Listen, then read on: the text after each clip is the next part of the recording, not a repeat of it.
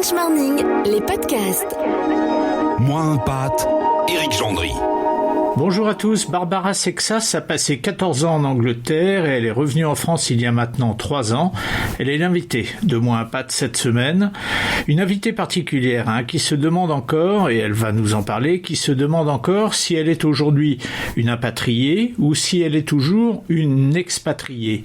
Le pays dans lequel elle vit est en effet moins important à ses yeux que la ville dans laquelle elle est installée. On rembobine l'histoire. En 2004, à 24 ans, Bac+5, elle éprouve le furieux besoin de devenir top niveau en anglais et cela l'a conduite à Bournemouth, dans le sud de l'Angleterre, puis à Londres. Elle y travaille dans le secteur bancaire jusqu'au début 2018, qui est en fait le début de l'aventure pour la future impatriée Barbara Sexas. J'avais du mal à me projeter dans une vie en Angleterre, loin de ma famille, et puis le rythme un petit peu effréné de ce style de vie me convenait de moins en moins. Donc j'avais envie d'orchestrer ma propre transition professionnelle, j'ai envie de dire. Et tout en étant en poste, en fait, j'ai décidé de suivre une reconversion. Et donc de passer un diplôme de coaching. J'ai fait le choix de le faire en France. Donc j'ai pris sur mes vacances, sur tous les congés que je pouvais avoir, etc. pour me déplacer en France, faire le temps en présentiel et puis le reste était à distance pour me former en amont. Et puis le projet était de après pouvoir revenir en France. Dans ma tête, j'avais pas défini quand.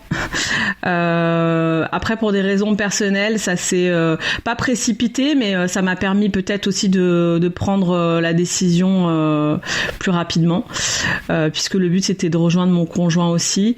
J'avais pas d'idée arrêtée sur la ville, mais en fait, de par le contexte de mon conjoint, je suis pas rentrée à Paris d'où je suis originaire, mais à Lyon. Ville que je ne connaissais pas, où je n'avais jamais été. Donc voilà, me voilà arrivée à Lyon en février 2018 sans connaître rien de cette ville ni personne.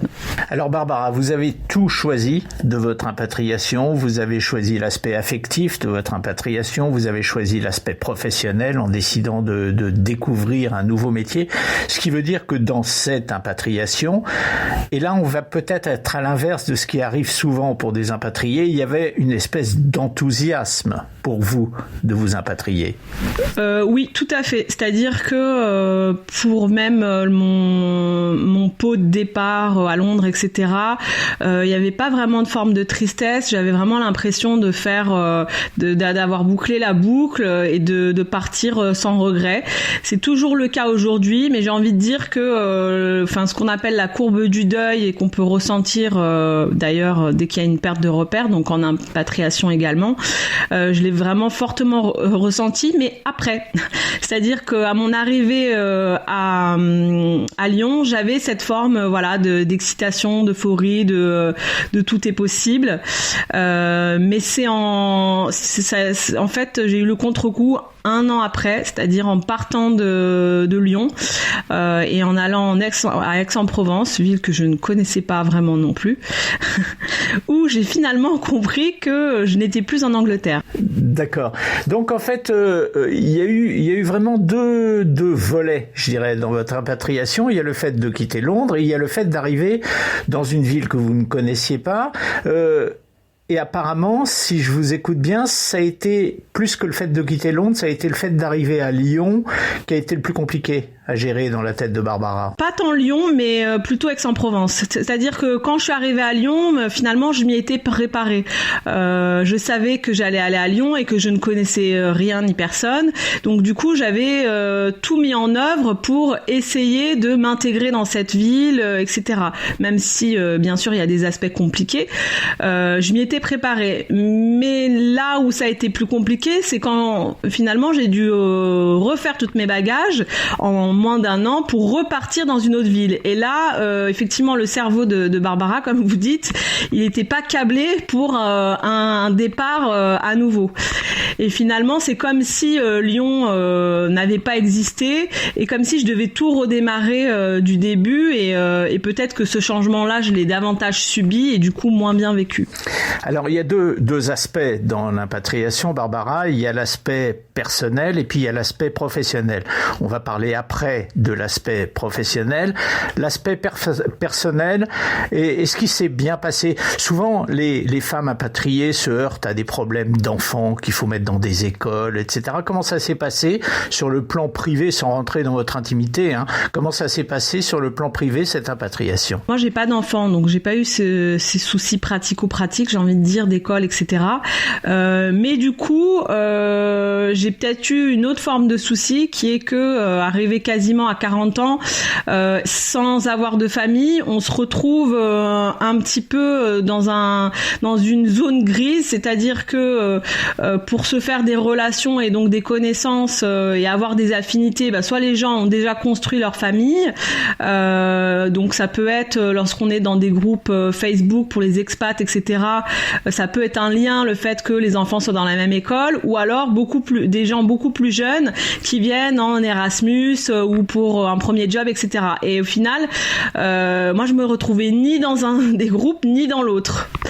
Donc ça a été un peu compliqué. En fait, si je vous écoute bien, il y a eu une forte déception par rapport à ce que vous attendiez de ce retour en France. Un petit peu. Sur le plan personnel, un petit peu, effectivement. Le plan maintenant professionnel. Là encore, il y avait un gros changement dans la mesure où vous aviez souhaité vous spécialiser dans la langue anglaise. Après, vous aviez travaillé dans la finance et vous voilà qui allez lancer en France, dans une ville que vous ne connaissez pas, un métier nouveau pour vous qui est celui de coach. Racontez-moi ces débuts et est-ce que le fait d'avoir été en Angleterre vous a orienté dans votre manière de créer votre métier en France? Alors en fait, avec le recul, je me rends compte que j'avais complètement sous-estimé le fait de revenir dans une ville, même dans un pays que je connaissais moins bien finalement. J'avais sous-estimé comment se développe le coaching en France, comment ça se développe dans le sud de la France, qui est encore différent. Et du coup, en fait, plutôt que de rebondir tout de suite professionnellement, la première chose, ça a été de me refaire un peu un réseau et de me reconstituer un réseau et des connaissances dans les milieux qui m'intéressaient, à savoir l'accompagnement de personnes, le coaching, etc. Ça a été vraiment peut-être la première priorité. Ça m'amène à une question qui est presque une question philosophique. Est-ce qu'on peut véritablement parler d'impatriation quand on quitte un pays étranger pour rentrer, certes, dans son propre pays, mais dans un endroit qu'on connaît pas du tout? C'est pas véritablement une impatriation. Oui, d'ailleurs, je me suis posé la question au final quand j'ai répondu à votre à votre mail, où je me suis dit, mais au final, est-ce que c'est vraiment une impatriation, puisque j'ai moi-même le sentiment d'être encore expatriée finalement. Alors justement, est-ce que aujourd'hui, vous pouvez comparer. Si vous avez encore le sentiment d'être expatrié, est-ce que c'est plus facile aujourd'hui dans un pays dont vous parlez la langue et dont vous êtes originaire qu'il y a une quinzaine d'années dans un pays dont vous ne parliez pas la langue et dont vous n'étiez pas originaire? Alors bon, il y a aussi les années qui comptent et la vitalité qu'on peut avoir, le fait qu'on soit à l'université ou qu'on soit jeune et que 20 ans après on n'a pas les mêmes énergies, les mêmes envies, les mêmes besoins. Mais malgré tout, je pense que c'est au final, que ce soit la barrière de la langue ou pas, c'est probablement plus facile pour moi à l'étranger. Parce que justement, il y a la barrière de la langue, donc de fait, on doit vraiment faire l'effort. Ici, on peut aussi finir par se complaire un peu dans un statu quo, parce qu'on parle la langue et puis rester dans une forme de routine sans forcément développer d'autres connaissances ou sortir un peu de sa zone de confort. Donc, moi, je dirais que c'est plutôt l'Angleterre.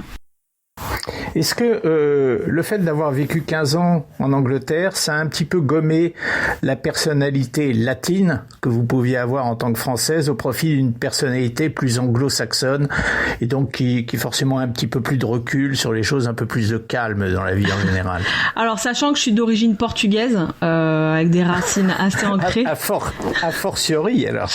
Donc, assez latine. J'ai envie de dire que, effectivement, je sais pas si c'est ma personnalité qui a changé, mais en tout cas, ma mentalité de fait.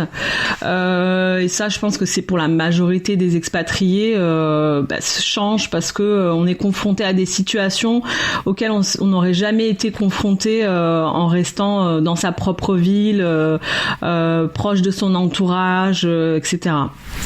Donc ça façonne un peu la manière d'être. Barbara, je vous ai attentivement écouté, j'ai compris, ou du moins j'ai cru deviner vous aviez quand même vécu des moments difficiles, psychologiquement, personnellement.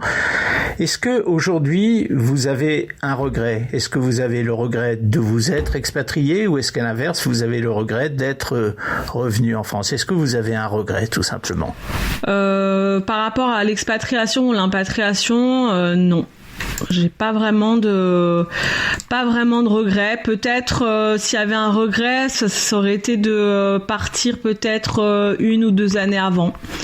Mais bon, rien de plus.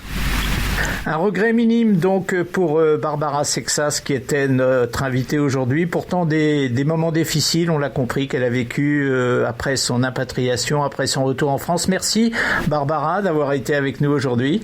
Merci à vous. Et bonne continuation pour la suite. Merci beaucoup. Au revoir.